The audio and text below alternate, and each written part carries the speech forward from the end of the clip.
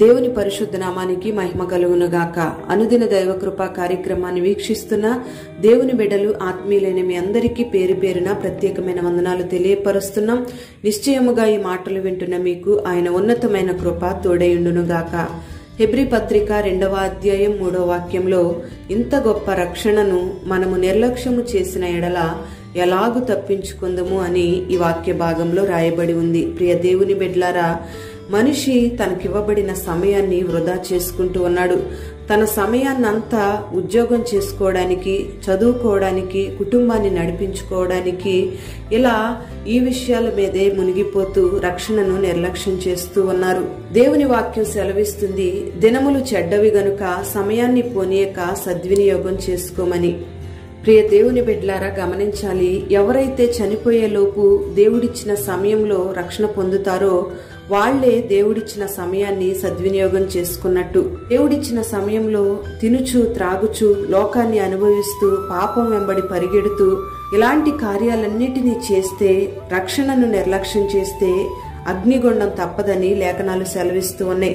పరిశుద్ధ గ్రంథంలో ఇద్దరు వ్యక్తులను మనం గమనిస్తే, ఒకని పేరు ఏశావు, ఇంకొక అతని పేరు యాకోబు.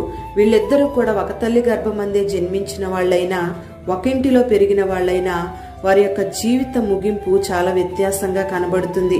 యాకోబు జీవితంలో జరిగిన ఒక అనుభవాన్ని మనం గమనిస్తే, అతడు తన శత్రువైన ఏశావు తనని చంపడానికి వస్తున్నాడని తెలుసుకుని దేవుని యొద్దకు వెళ్లి ప్రార్థించినట్లుగా మనం చూస్తున్నాం. ఇక్కడ యాకోబుకు ఏశావు శత్రువుగా మార్చబడ్డాడు. అలాగే ఈ భూమి మీద ఉన్న ప్రతి మనిషికి కూడా సాతాను శత్రువుగా ఉన్నాడు.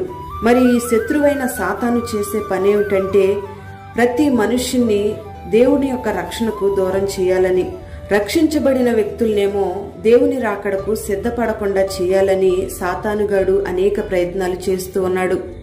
ఈ శత్రువైన అపవాది మనుషులను రక్షణ పొందకుండా చేయాలని దేవుని వాక్యం వారి హృదయంలోకి వెళ్లకుండా చేస్తున్నాడు. ప్రియ దేవుని బిడ్డ, మరి ఈ దినాన నువ్వు దేవుని యొక్క రక్షణను పొందకపోతే, ఆయన రక్షణను నువ్వు అనుభవించాలంటే, మొదటిగా ఆయన నీ ప్రతి పాపాన్ని క్షమించడానికి, నీ పాపాలను తీసివేయడానికి, నిన్ను రక్షించడానికి ఈ భూమి మీదకు వచ్చాడని నువ్వు నమ్మాలి. రెండవదిగా ఆయన మృతి పొంది 3వ దినాన తిరిగి లేచాడని, ఆయన మరల పరలోకం నుంచి భూమి మీదకి రాబోతున్నాడని నువ్వు విశ్వాసం ఉంచాలి. ఈ రెండు విషయాలను కూడా నువ్వు నమ్మాలి అంటే దేవుని వాక్యాన్ని నువ్వు వినాలి. దేవుని వాక్యాన్ని నువ్వు వినాలి అంటే దేవుని సన్నిధికి తప్పనిసరిగా వెళ్ళాలి. వినుట వలన విశ్వాసం కలుగుతుందని దేవుని వాక్యం సెలవిస్తుంది. నువ్వు రక్షణ పొందకుండా సాతాను నిన్ను దేవుని సన్నిధికి వెళ్ళనివ్వకుండా నీకు అనేక ఆటంకాలను కలుగు చేస్తాడు. పరిశుద్ధ గ్రంథంలో ఫరో అనే రాజును మనం గమనిస్తే, అతడు సాతాను సంబంధించిన వానిగా మనకు కనబడతాడు. మరి అతడు దేశంలో దేవుని యొక్క పిల్లలను బాధిస్తూ ఉన్నాడు. వాళ్ళని విడిపించడానికి దేవుడు దైవజనుడైన మోషేను పంపించినప్పుడు, మోషే దేవుని పిల్లలను పంపించమని, వారు దేవుణ్ణి ఆరాధన చేయాలని మోషే ఫరోకు చెప్పినప్పుడు, ఫరో చెప్పిన సమాధానం ఏంటంటే, వీళ్ళు పనులు చేయకుండా మీరు ఎలా ఆపుతున్నారు అన్నాడు. దీని అర్థం ఏంటంటే, దేవుణ్ణి ఆరాధించవలసిన ప్రజలను దేవుని సన్నిధికి వెళ్ళనివ్వకుండా విస్తారమైన పనులతో వారిని ఆటంకపరిచే స్వభావం మనకు కనబడుతూ ఉంది. మరి నిన్ను రక్షణ పొందనివ్వకుండా, దేవుని సన్నిధికి వెళ్ళనివ్వకుండా, దేవుని యొక్క వాక్యాన్ని విననివ్వకుండా, నీలో విశ్వాసం బలపడనివ్వకుండా సాతాను అనేక ఆటంకాలను నీకు కలుగు చేస్తూ అనేక పనులను నీ కళ్ళ ముందుకు తీసుకొస్తుంది. ప్రియ దేవుని బిడ్డ, నువ్వు గమనించాలి, నీకివ్వబడిన సమయంలో నీకెన్ని ఆటంకాలు వచ్చినా నువ్వు ప్రభునందు విశ్వాసం ఉంచి నీ జీవితాన్ని మార్చుకొని సంతోషాన్ని, సమాధానాన్ని నువ్వు అనుభవించేటట్లుగా, రక్షణను నువ్వు పొందేటట్లుగా నువ్వు దేవుని సన్నిధికి వెళ్ళాలి. ఇక్కడ యాకోబును మనం గమనిస్తే, యాకోబు తనకు దొరికిన సమయాన్ని సద్వినియోగం చేసుకున్నాడు.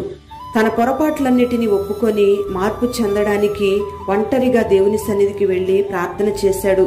అందుకే దేవుడు అతన్ని ఆశీర్వదిస్తూ వచ్చాడు. ఇక్కడ ఏశావును మనం గమనిస్తే, ఏశావు ఈ లోకంలో ఉన్న పాపంతో కలిసి జీవించాడు. తన సమయాన్ని అంతటినీ కూడా వృధా చేసుకున్నాడు. దేవుడిచ్చిన సమయాన్ని దేవుని కొరకు ఖర్చు పెట్టకుండా వ్యర్థమైన కార్యాలను చేస్తూ వచ్చాడు. అందుకే దేవుని చేత ఏశావు తృణీకరించబడ్డాడు. తరువాత ఏశావు ఎంతో దుఃఖాన్ని అనుభవించాడు. ప్రియ దేవుని బిడ్డ, గమనించాలి, ఒకవేళ నువ్వు రక్షణ పొందకుండా ఈ భూమి మీద నీ యాత్రను ముగిస్తే నువ్వు నరకంలో బాధపడాల్సిన పరిస్థితి వస్తుంది.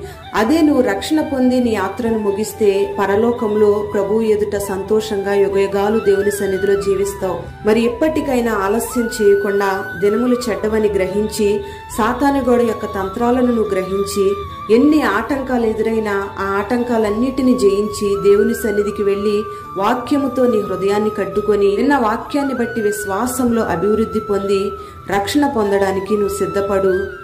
దేవుడు నిశ్చయముగా నీకిచ్చిన రక్షణను దేవుడు అంతం వరకు కాపాడుతాడు. నిన్ను నూతనమైన మార్గాల్లో నడిపించి పరలోక రాజ్యంలో చేరేంత వరకు నిన్ను చేయి పట్టుకొని ఆయన నడిపిస్తాడు. మరి ఈ దినాన గొప్ప రక్షణ భాగ్యాన్ని నీకు అనుగ్రహించి నిన్ను ఆత్మ సంబంధమైన దీవెనలతో నా దేవుడు నడిపించునుగాక. ప్రార్థన. పరిశుద్ధుడైన తండ్రి, ప్రేమ కలిగిన దేవానికి స్తోత్రం చెల్లిస్తున్నాం. ఈ దినాన ఈ మాటలు వినని బిడ్డలందరినీ కూడా మీరు ఆశీర్వదించండి.